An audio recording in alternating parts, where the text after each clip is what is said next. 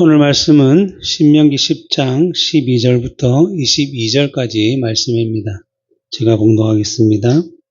이스라엘아, 네 하나님 여호와께서 내게 요구하시는 것이 무엇이냐?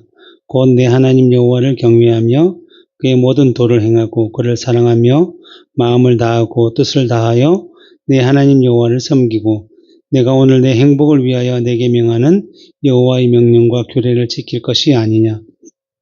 하늘과 모든 하늘의 하늘과 땅과 그 위의 만물은 본래 내 하나님 여호와께 속한 것이로되 여호와께서 오직 내 조상들을 기뻐하시고 그들을 사랑하사 그들의 후손이 너희를 만민족에서 택하셨음이 오늘과 같으니라. 그러므로 너희는 마음에 할례를 행하고 다시는 목을 곧게 하지 말라. 너희 하나님 여호와는 신 가운데 신이시며 주 가운데 주시요 크고 능하시며 두려우신 하나님이시라. 사람을 외모로 보지 아니하시며 뇌물을 받지 아니하시고 고아와 과부를 위하여 정의를 행하시며 나그네를 사랑하여 그에게 떡과 옷을 주시나니 너희는 나그네를 사랑하라. 전에 너희도 애굽 땅에서 나그네 되었음이니라. 내 하나님 여호와를 경외하여 그를 섬기며 그에게 의지하고 그의 이름으로 맹세하라. 이는 내 찬송이시요 내 하나님이시니라. 내 눈으로 본 이같이 크고 두려운 일을 너희를 위하여 행하셨느니라. 애굽에 내려간 내 조상들이 겨우 70인이었으나 이제는 내 하나님 여호와께서 너를 하늘의 별과 같이 많게 하셨느니라. 아멘. 우리는 지난 시간에 하나님께서 만들도록 하신 그 법궤, 또 언약궤라고 불리는 그곳에 세 가지 물건이 들어가 있다는 사실을 함께 살펴보았습니다. 만나를 담은 금 항아리와 하나님께서 직접 십계명을 기록해 주신 언약의 두 돌판과 또 아론의 쌍난 지팡이가 이 언약궤 안에 들어 있습니다. 이 모두는 하나님께서 언약을 맺으신 이스라엘 백성들에게 주신 것이었습니다. 그래서 만나는 먹을 것을 쉽게 구할 수 없는 광야에서 이스라엘 백성들을 먹이시기 위해서 하늘에서 직접 내려주신 양식입니다. 그래서 신명기 8장 2절부터 3절에 내 하나님 여호와께서 이 40년 동안에 내게 광야의 길을 걷게 하신 것을 기억하라. 이는 너를 낮추시며 너를 시험하사 내 마음이 어떠한지 그 명을 지키는지 지키지 않는지 알려 하심이라. 너를 낮추시며 너를 줄이게 하시며 또 너도 알지 못하며 내 조상들도 알지 못하던 만나를 내게 먹이신 것은 사람이 떡으로만 사는 것이 아니요 여호와 입에서 나오는 모든 말씀으로 사는 줄을 내가 알게 하려 하십니다. 라고 말씀하고 있습니다. 결국 하늘에서 만나를 내려 광야의 이스라엘 백성들에게 먹이신 것은 이스라엘 백성들, 즉 하나님의 백성들은 이 세상의 방식과 방법을 따라 또 이 세상의 것으로 살아가는 자들이 아니라 이 세상에 우리의 것이 전혀 없고 아무도 우리를 도와주지 않는다고 할지라도 온 우주 만물을 창조하시고 지금도 주관하시는 그 하나님께서 광야에서 하늘 열어 먹을 것을 내려 주셨듯이 우리는 하나님으로 말미암아 그 말씀으로 말미암아 살아간다는 사실을 가르쳐주고 있는 것입니다. 예를 들어보면 북이스라엘의 아합이라는 아주 악한 왕이 살고 있었던 시대가 있었습니다.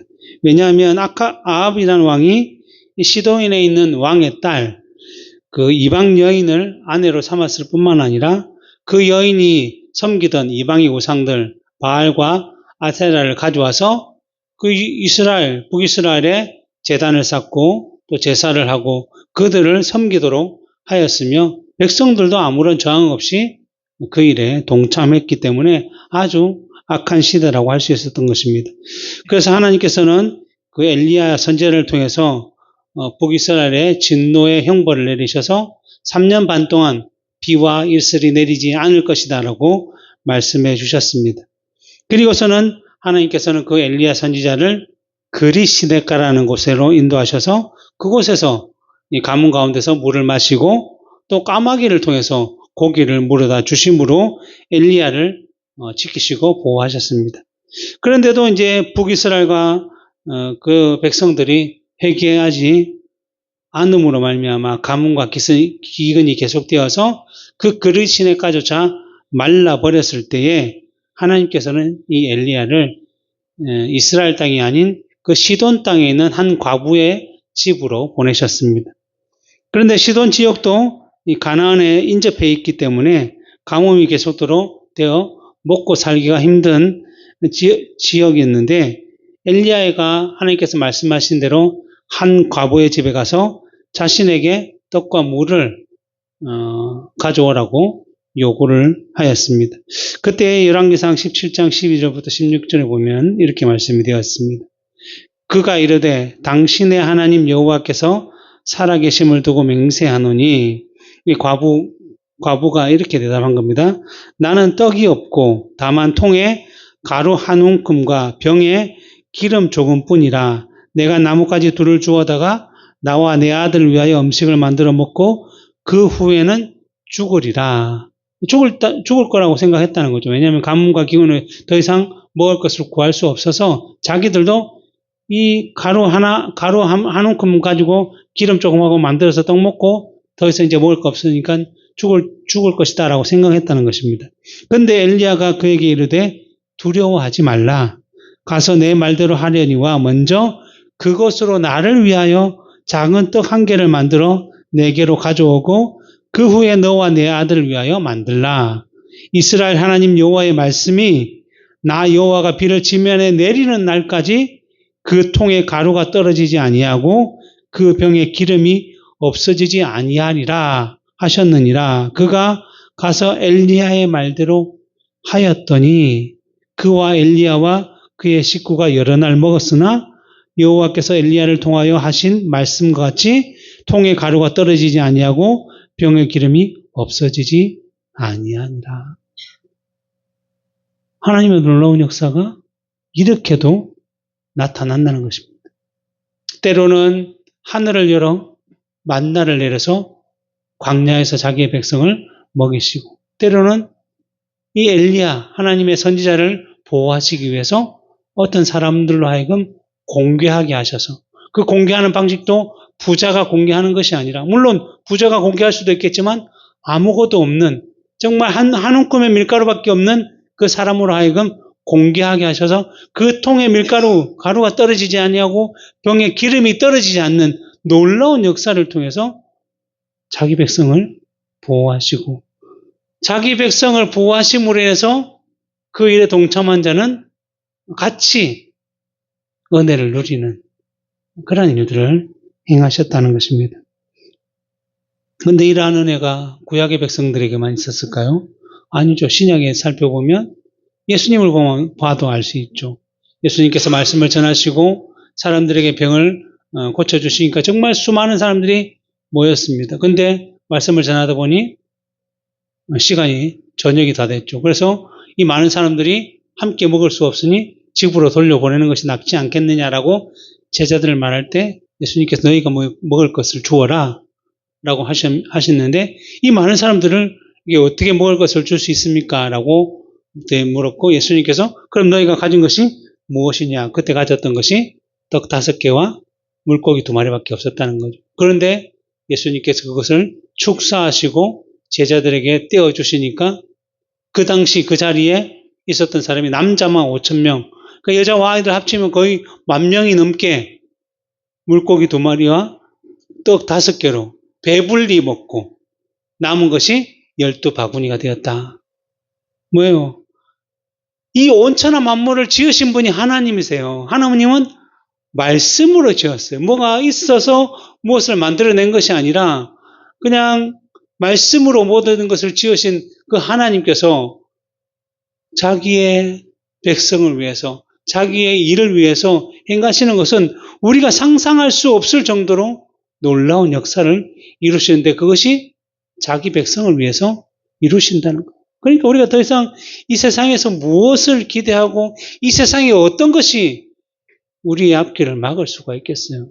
우리의 믿음이 그 하나님에 대한 확실함을 가지고 있다고 한다면 지금이라도 하나님께서는 하늘에서 만나를 내려 우리를 먹이신다라고 말씀하고 있는 것입니다. 이러한 선한 역사가 늘 자기 백성들과 함께 있다는 사실을 우리가 기억한다면 더 이상 세상의 것으로 우리가 하나님을 배제하고 하나님을 멀리하고 하나님을 떠나서는 안 된다라는 것입니다. 그리고 십계명이 기록된 언약의 두 돌판도 들어 있었는데 하나님께서 이스라엘 백성들에게 시내산에서 언약을 맺으시면서 율법으로 함께 너희는 내 백성이다라는 증거로 주신 이 돌판입니다. 이 돌판이 주어지는 사건은 우리가 지난 두 번 주일 동안 말씀을 드렸기 때문에 뭐 더 이상 말씀을 안 드리고 신약에서 보면 예수님께서 이 돌판의 내용에 대해서 이렇게 말씀하시죠. 이것은 율법의 강령이다. 율법의 중요한 요약이다 라고 하시면서 마음과 뜻과 목숨을 다해 하나님을 사랑하고 이웃을 내 몸과 같이 사랑하는 것이다 라고 말씀해 주셨습니다. 그러기에 하나님과 언약을 맺은 백성이라고 한다면 당연히 하나님을 사랑하는 증거로 하나님의 말씀인 규례와 법도 그 계명을 항상 지키고자 해야 한다는 것이며 하나님의 계명을 온전히 지키며 살아가는 백성은 당연히 그들의 삶 속에서 이웃을 자신의 몸과 같이 사랑하게 되는 열매를 맺으며 살아간다는 것입니다. 그러나 중요한 것은 뒤에 가서도 말씀드리겠지만 십계명의 내용을 단지 문자적으로 겉으로만 보고서 다 지켰다라고 해서는 안 될 것이고 그 내용의 참된 뜻과 의미를 반드시 깨닫고 알아야만 참되게 지키는 것이다라고 말씀드릴 수 있습니다. 간단하게 말씀드리면 살인하지 말라.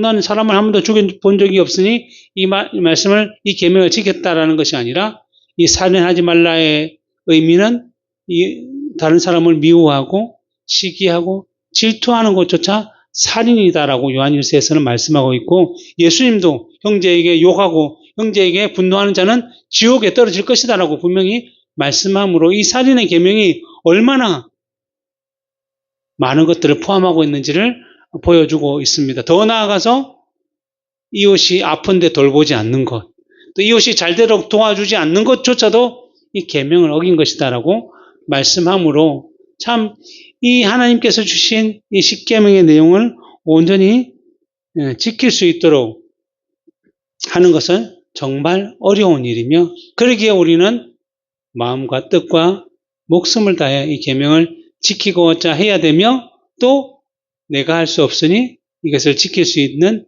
그 하나님께 늘 기도하며 의지해야 한다는 것입니다. 그리고 이제 언약궤안에는 아론의 쌍난 지팡이가 또 있었는데 원래는 대제사장 아론이 짚고 다니는 지팡이였는데 사람들이 레위 지파 중에 대제사장의 역할을 하고 있는 이 아론에 대해서 좀 시기하고 질투하는 일이 발생했다는 것입니다. 그래서 하나님께서는 이러한 일들이 계속 일어나지 않도록 하기 위해서 아론은 스스로 잘나서 대제사장의 자리에 앉는 것이 아니라 하나님께서 기쁘신 뜻을 따라 세우셨다는 것을 보여주기 위해서 어떤 일을 하셨느냐면 이스라엘 12지파 중에 지휘관, 두령, 지도자들 지팡이에 그 이름을 쓰고 그래서 아론은 레위 지파의 지휘자로서 아론이라는 이름을 쓰고 그 12지팡이를 언약궤 앞에 두었다는 거죠. 그래서 이틀이 지난 뒤에 가보니까 이 아론의 지팡이에만 싹이 나고 또 잎이 나고 꽃이 피고 열매가 맺었다는 것입니다. 우리가 알고 있는 지팡이라는 것은 나무에서 일단 베어냈기 때문에 사람들이 사용할 수 있도록 만든 도구였기 때문에 결코 생명의 기운이 없는 것이죠. 그래서 이곳에서 잎이 나고 싹이 핀다는 것은 말이 될 수 없는 그런 것인데 그런데 이 지팡이에 잎이 나고 꽃이 피고 열매가 맺었다는 것은 모든 만물을 지으신 하나님의 놀라운 역사다라는 사실을 그들로 하여금 기억하게 하시고 그래서 아론의 지팡이, 모든 지팡이가 아니고 아론의 지팡이만 이렇게 일이 발생이 됐다는 것은 하나님께서 아론을 택하시고 세우셨다는 증거가 되었기 때문에 모든 사람들이 그것을 인정하였고 그래서 그것이 언약궤 안에 들어간 거죠. 그래서 이 세 가지 물건은 다 하나님께서 이스라엘 백성들에게 보여주신 증거이고 그 증거는 뭐냐면 내가 너희와 언약을 맺었다. 너희는 내 백성이다 라는 것을 기억할 수 있도록 하신 물건이라고 할 수 있습니다. 그래서 지금 계속 모세가 출애굽 2세대에게 지난 이야기 또 출애굽에서부터 시내산에서 율법과 십계명을 받으며 언약을 했던 것, 또 가데스 바네아에서 그들이 애굽으로 돌아가자는 악한 결정을 한 것, 그리고 그로 인해서 광야에 40년 동안 떠돌며 그들이 다 죽임을 당했던 것. 그런데 출애굽 1세대에 그것이 죽음의 시간이었지만 출애굽 2세대에게는 그것을 보고 다시 율법을 훈련하는 아주 믿음의 훈련의 시간이라는 것 등 여러 가지의 내용들을 계속적으로 설교의 형식으로 반복해서 계속 전하고 있는 것이 바로 신명기 내용입니다. 근데 이렇게 반복하는 이유는 무엇이겠습니까? 이스라엘 백성들이 계속해서 반복적으로 하나님의 말씀, 율법, 법도를 지키지 못하고 반영하고 행하지 못하고 있었기 때문에 계속적으로 반복하며 말씀을 하고 있는 것입니다. 그래서 오늘 본문도 그러한 방식을 따라 모세가 또 증거하고 있는데 오늘 본문 12절, 13절에 보면 이스라엘아, 내 하나님 여호와께서 내게 요구하시는 것이 무엇이냐? 곧 내 하나님 여호와를 경외하여 그의 모든 도를 행하고 그를 사랑하며 마음을 다하고 뜻을 다하여 내 하나님 여호와를 섬기고 내가 오늘 내 행복을 위하여 내게 명하는 여호와의 명령과 규례를 지킬 것이 아니냐라고 또다시 그들에게 권고의 말씀을 하고 있습니다. 지난 시간에 보았던 그 오늘 본문 바로 앞인 11절에 보면 여호와께서 내게 이르시되 일어나서 백성보다 먼저 길을 떠나라. 내가 그들에게 주리라고 그들의 조상들에게 맹세한 땅에 그들이 들어가서 그것을 차지하게 될 것이다 라고 말씀해 주셨습니다. 그러니까 너희가 이제 약속의 땅인 가나안에 들어가게 될 것이고 하나님께서 주시겠다고 약속하신 대로 그 땅을 정복하여 이제 차지하게 될 것인데 그러한 때에 하나님께서 너에게 요구하시는 것이 무엇이겠느냐라는 것입니다. 너희가 가나안 땅을 차지하게 되면 잘 농사를 짓고 잘 목축하고 잘 경작해서 정말 많은 것을 거두어 들여서 이제 그것을 하나님께 바쳐라. 하나님께 제물을 드려라. 좋은 것, 귀한 것, 많은 것을 드리라고 하시는 것이 아니라 하나님이 요구하신 바는 내 하나님 여호와를 경외하며 그 모든 도를 행하며 그를 사랑하며 마음을 다하고 뜻을 다하여 내 하나님 여호와를 섬기라라고 말씀하고 있다는 것입니다. 하나님께서 땅도 주시고 집도 주시고 밭도 주시고 논도 주시고 과수원도 주시고 이른 비와 늦은 비도 주시면서 그것들로 하여금 풍성하게 모든 것을 누리게 하시면서 하시는 말씀은 뭐예요? 오직 하나님 여호와만을 경외하라. 마음과 뜻을 다해 그를 섬겨라. 이것만 요구하셨다는 것입니다. 근데 어떻게 보면 가장 이 내용은 쉬운 것처럼 볼 수도 있고 또 반대로 어떻게 보면 사람은 죄인이기 때문에 선하고 의로우신 하나님의 말씀대로 사는 것이 가장 어려운 것일 수도 있습니다. 그래서 사사기 이제 이들이 땅을 정복하고 이제 처음 했던 시대가 사사기 시대지 않습니까? 그것이 사사기 2장 7절부터 10절에 이렇게 되어 있죠. 백성이 여호수아가 사는 날 동안과 여호수아 뒤에 생존한 장로들 곧 여호와께서 이스라엘을 위하여 행하신 모든 큰 일을 본 자들이 사는 날 동안에 여호와를 섬겼더라.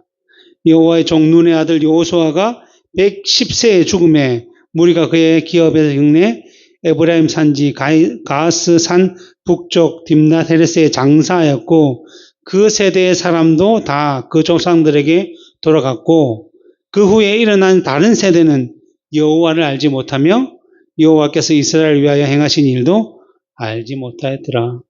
하나님을 알지 못했다는 거예요. 그 다음 세대는. 왜 이러한 열매가 맺혀졌을까요? 하나님을 그들이 이제 하나님 걸 경외하고 마음과 뜻을 다해 섬겨야 하는 그런 말씀을 계속적으로 모세에게 들었지만 직접 그 땅을 차지하고 기업을 받고 보니 눈에 보이는 걱정이 사로잡히게 된 거죠.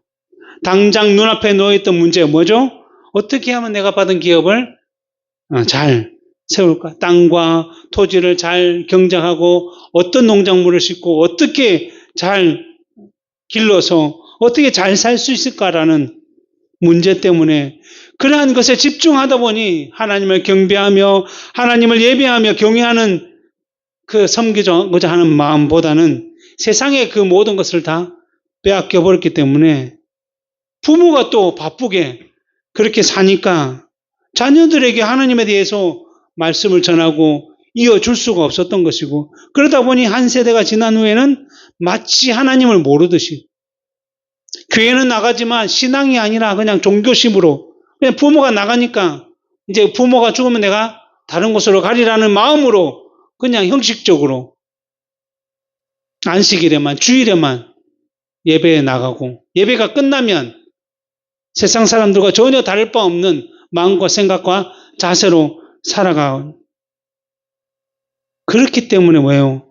여호와를 알지 못하며 여호와께서 이스라엘을 위하여 행하신 일도 알지 못하더라라고 말씀하는 것입니다. 하나님이라는 이름은 알지만 하나님 앞에서, 하나님께서 그 앞에서 말씀드린 대로 하늘을 열어 만나를 내려주시는 그 온천하 만물의 주인이신 하나님께서 바로 우리의 아버지이시며 구원자이시라는 사실을 깨닫지 못하기 때문에 무화과 나무와 감람나무에 열매가 없고 우리의 양과 소가 없어도 우리 아버지신 하나님께서는 언제나 우리를 먹이시고 비시고 기르신다는 사실을 깨닫지 못하기 때문에 하나님과 그 말씀대로 살아가고자 하기보다는 늘 언제나 눈에 보이는 현실에 부딪히는 세상의 흐름과 방식을 따라 살아가기 위해서 그곳에 마음과 생각을 빼앗겨 살아다 가다 보니 이름만 기독교, 이름만 그리스도인이지 실제로는 세상 사람들과 전혀 구별된 삶을 살지 못하는 그러한 일을 살아가고 있다는 것입니다.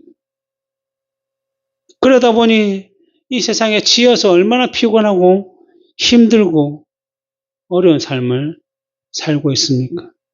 그러다 보니 이제 6일 동안 힘드니까 주일날 쉬고 싶고, 여가도 보내고 싶고, 휴가도 보내고 싶고, 또 예배를 드리면서도 앞으로의 6일을 또 걱정하며 살아갈 수밖에 없다는 것입니다. 왜 그렇습니까? 자기의 힘으로 이 세상을 살아가려고 하다 보니 자기의 생각, 자기의 모든 것을 바쳐서 살아가다 보니 힘들고 어렵고 그러한 삶을 계속적으로 반복하며 살 수밖에 없는 것이죠.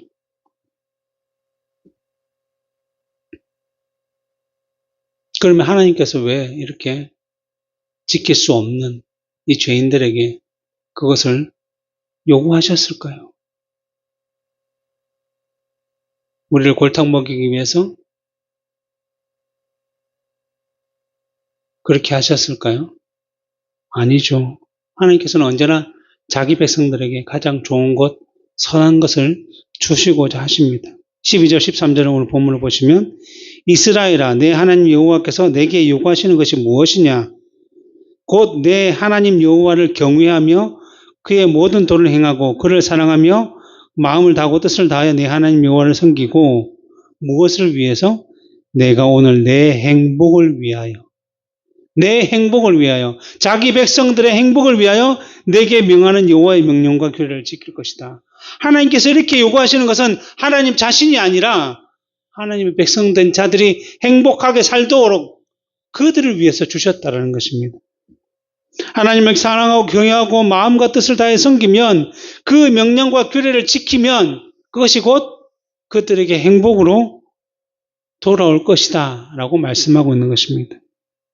이스라엘 백성들아, 나 하나님 여호와 너희에게 가나안 땅을 주었으니 그것을 잘 살아내서 나에게 다 바쳐야 된다라고 말씀하시는 것이 아니라 내가 너에게 땅도 주고 집도 주고 해도 주고 비도 주었으니 그냥 그것을 그냥 즐기고 누리며 살면서 너희들이 해야 될 것은 이것은 하나님이 주셨구나. 하나님께서 나와 함께 하신 증거구나. 내가 하나님께만 붙어 있으면 그 말씀대로만 살아가면 그 자연스럽게 이것이 생기는구나 라는 사실을 알도록, 그리고 그렇게 하면 할수록 더 나는 기쁨과 더 큰 행복과 더 많은 은혜를 누리고 즐거움 가운데 살아가겠구나 하는 사실을 알도록 하기 위해서 그렇게 주셨다는 것입니다. 그러면서 오늘 본문 14절 15절에 하늘과 모든 하늘의 하늘과 땅과 그 위의 모든 만물은 본래 내 하나님 여호와께 속한 것이로되 여호와께서 오직 내 조상만을 기뻐하시고 그들을 사랑하사 그들의 후손인 너희를 만민 중에서 택하셨음이 오늘과 같다라고 말씀하십니다.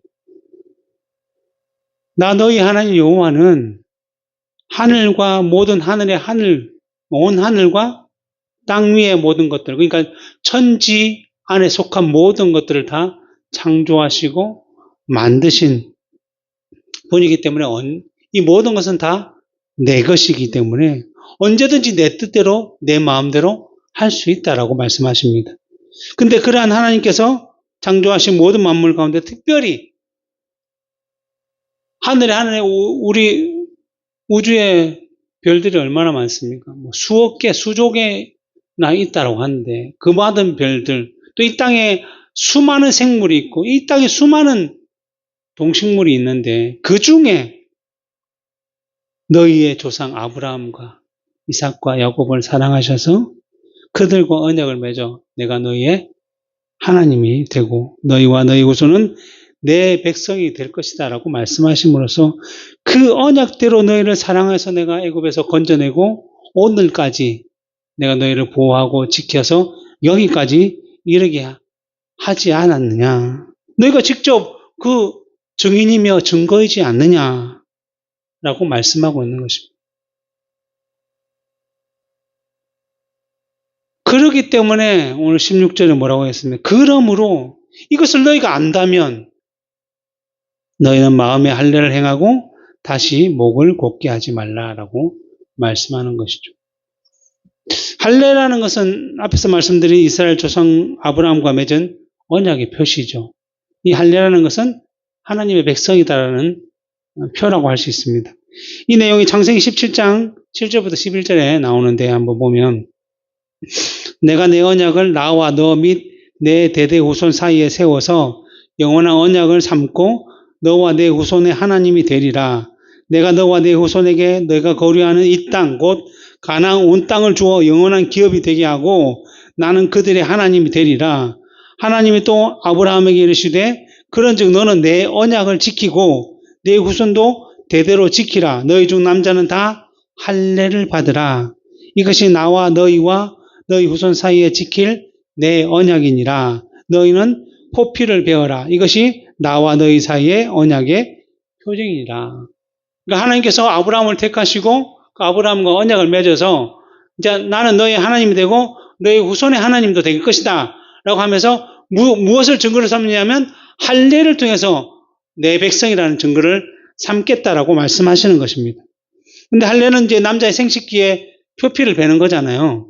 표피를 베는 것인데 그 의미는 무엇이냐면 비록 남자 사람이 이 땅에 태어나지만 하나님의 부르심을 받은 이후에는 자기가 태어난 세상과 단절된다는 사실을 증거하는 것이에요. 그러니까 그 세상에서 태어났지만 이 세상에서 다시 한 번 더 태어날 때에는 하나님의 백성으로 태어났다라는 사실을 증거하기 위해서 하나님의 나라에 속한 자라고 구별을 주기 위해서 그렇게 했다는 거죠. 하나님의 백성 되기 전에는 세상의 것이 목적이 되어 세상을 살아가며 떡을 따라 먹고 마시며 살아가지만 이제 하나님의 백성으로 부르심을 받아 할례를 받게 되면 더 이상 이 세상을 따라가던 모든 것을 다 끊어버리고 오로지 하나님만, 오로지 하나님의 말씀만 붙들고 살아가는 구별된 삶을 살게 됨을 표시하기 위해서 할례를 했다는 것입니다.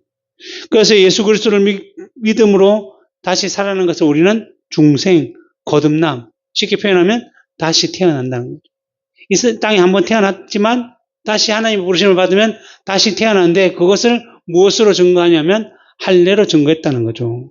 그래서 구약에서는 이 할례가 증거가 됐고 신약에서는 어떻게 되죠? 이 할례가 세례로 대체되어서 그 성령으로 우리의 죄를 씻음을 받아 그리스도의 몸으로 들어오는 것이 새로 태어난 증거, 표시인이라고 표현하고 있는 것입니다. 근데 할례나 세례는 어떻게 외적으로 드러나는 거잖아요. 자르고 물을 뿌리고 외적으로 증거가 드러나지만 우리가 늘 성경에서 말씀하고 있듯이 늘 외적으로 형식적으로 문자적으로 하는 게 중요한 것이 아니라 그 본질과 그 마음이 중요하다고 했잖아요. 그러니까 아무리 내가 아브라함의 후손이라고 해서 다 구원을 받을 수 있는 것이 아니라 아버지의 뜻대로 행하는 자라 하리라 라고 예수님께서 말씀하셨듯이 우리의 마음이 중요하다는 거예요. 그래서 모세는 뭐예요? 마음의 할례를 받으라. 너의 마음의 할례를, 마음의 어떤 할례가 뭐라고 그랬죠? 끊어버린 거예요. 세상에 끊어버리고 우리의 마음이 이 땅을 바라보지 않고 하늘을 바라볼 수 있는 자로 변화되어야 된다라고 말씀하고 있는 것입니다. 외적인 종교 행동이 아니라 그냥 교회에 참여하는 게 중요한 게 아니라 내적으로 마음으로 하나님을 사랑하고 경외하고 섬김으로 자연스럽게 믿음의 거룩한 열매가 드러나는 그러한 삶을 살아야 한다는 것이죠. 그래서 요한일서 2장 13절에도 이렇게 표현되어 있습니다. 너희는 회개할 때에 옷을 찢지 말고 마음을 찢고 너희 하나님 여호와께로 돌아올지라. 마음이 중요하다는 거예요. 이스라엘 백성이라고 다가 아니라 교회 다니고 세례를 받았다고 해서 전부가 아니라 진정으로 하나님의 백성 자녀라고 한다면 정말 마음에서부터 하나님을 사랑하고 그 말씀대로 살아가고자 하고 하나님의 말씀이 세상의 어떤 것과도 바꿀 수 없는 정말 내 목숨과도 바꿀 수 없는 중요한 것이다라는 사실을 확신하며 살아가고자 해야 한다는 것입니다. 이렇게 살아가는 사람들에게 사도 바울은 뭐라고 얘기했냐면 고린도후서 6장에서 우리는 정말 세상이 보기에는 속이는 자와 같으나 진짜로 참된 자고 왜냐하면 우리는 영적인 것들을 전하는 사람이기 때문에 한번 보여봐라. 우리 보여줘. 세상 사람들 언제나 그러지만 우리는 실제로 보여줄 수가 없어요. 믿음이 없으면 볼 수가 없습니다. 그러나 실제로 그것은 참되다는 거예요. 참되고 무명한 자는 같으나 유명한 자요.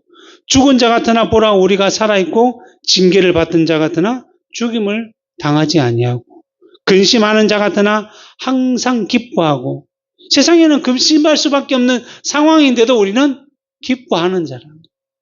가난한 자와 같으나 많은 사람을 부유하게 하고 아무것도 없는 자 같으나 모든 것을 가진 자라다. 왜 모든 것을 가진 자예요? 온 우주 만물의 주인이신 하나님 우리의 아버지이시기 때문에. 이게 마음의 할례를 하고 하나님을 섬기며 경배하는 자들은 부유하다는 거예요. 모든 것을 가진 자들이 이런 삶을 살아간다는 거예요. 그리고 그러한 삶을 살아가는 자들에게 나타나는 열매가 무엇인가? 17절부터 19절 너희 하나님 여호와는 신 가운데 신이시며 주 가운데 주시여 크고 능하신 두려우신 하나님이시라. 사람을 외모로 보지 아니하시고 뇌물을 받지 아니하시고 이게 다 세상적인 방법이죠. 고아와 과부를 위하여 정의를 행하시며 나그네를 사랑하여 그들에게 떡과 옷을 주시나니 너희는 나그네를 사랑하라. 전에 너희도 애굽 땅에서 나그네 되었습니다. 하나님을 그 온 우주 만물의 주인이신 하나님을 아버지로 모시고 있는 자는 내 형편에 따라 살아가는 자들이 아니라 그 아버지의 이름으로 그 아버지의 능력으로 살아가는 자들이기 때문에 항상 그 말씀대로 살아가고자 힘써야 되고 그 계명을 지켜야 하는데 그 계명을 지키는 것이 무엇으로 드러난다는 거예요? 연약한 자들, 없는 자들, 불쌍한 자들을 돕는 열매로 나타나는 거예요. 왜냐하면 하나님께서 먼저 그렇게 말씀 가운데 너희들이 곡식을 벨 때에도 떨은 이삭을 줍지 마라. 왜냐하면 그 이삭은 고아와 과부와 그러니까 그들을 지킬 수 없는 그들의 앞장서서 지킬 수 있는 남자, 아버지가 없었기 때문에 내가 그들의 아버지가니까 내 것들을 너희들은 나눠줄 수 있는 삶을 살아야 된다라고 말씀하셨고 그 말씀대로 우리가 살아가는데 우리도 애굽에 있을 때에는 나그네 되었다. 이 말은 뭐예요? 오늘도 우리가 이 세상에서는 나그네로 살고 있기 때문에 너희도 나그네인데 너희가 나그네를 대접하지 않으면 너희가 나그네를 돌보지 않으면 내가 너희를 어떻게 돌보겠느냐라고 말씀하시는 거죠. 그리고 22절에 이렇게 돼 있죠. 애굽에 내려간 내 조상들이 겨우 70인이었으나 이제는 내 하나님 여호와께서 너를 하늘의 별과 같이 많게 하셨다. 세상에서 아무것도 없는 것 같이 나그네처럼 이 가나안 땅의 기근을 피해가지고 그냥 애굽에 내려갔던 사람들이 70명이었어요. 야곱의 가족들이. 그냥 그 음식을 먹기 위해서. 그런데 그 70명이 내려가 400년이 지난 후에 얼마나 했죠? 장정만 60만 명. 장정이라고 하면 20대에서 60대 사이의 남자를 말합니다. 그러면 그 외에는 얼마나 될까요? 여자와 아이와 노인들 다 합치면 200만 명, 300만 명 되지 않았을까요? 70명이. 그런데 재밌는 사실은 뭔지 아세요? 이스라엘 백성들이 하나님의 은혜로 점점 불어나니까 애국 사람들이 두려움에 사로잡히는 거예요. 왜냐하면 얘들이 점점 많아져서 혹시 다른 민족과 연합해서 우리를 치지는 않을까, 그리고 우리를 떠나지 않을까라는 걱정에 사로잡혀서 그 이스라엘 백성들을 학대하기 시작했습니다. 그 힘들고 어려운 일을 딴짓 못하게 그냥 오로지 그 일만 할 수 있도록 무거운 고역을 메웠죠. 그리고 남자아이가 태어나면 죽여버리라는 그런 명령까지 내렸습니다. 그런데 그러한 세상의 방법도 하나님의 일하심을 결코 하나님의 약속을 막을 수 없었던 것입니다. 그래서 출애굽기 1장 12절에 보면 그러나 학대를 받을수록 더욱 번성하여 퍼져나가니 애굽 사람이 이스라엘 자손으로 말미암아 근심하였다.